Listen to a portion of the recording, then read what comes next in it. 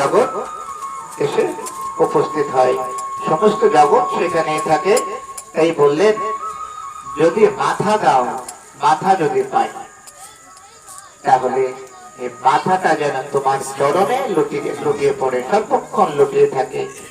আর দৃষ্টি শতাংশ দর্শন হস্ত ভাবাত্ম নেওয়া, যদি দেখার মতো শক্তি দাও, তাহলে যেন সেই দৃষ্টি দিয়ে তোমার শ্রী বিগ্রহ দর্শন করতে পারি। প্রেমকে বলুন রাধে রাধে। এটা বলেই দু ভাই ভগবান শ্রী গোবিন্দের চরণে প্রণাম করে চলে গেলেন তাদের স্বধামে। আর এর মাধ্যমে জমল অর্জুন উদ্ধার হয়ে গেল। এরপরে আমরা অনেকগুলো লীলা কথা রয়েছে দশম স্কন্ধে, কিন্তু সবগুলো আমরা আস্বাদন করতে পারবো না। ইতিমধ্যে আজকে 29তম রজনী।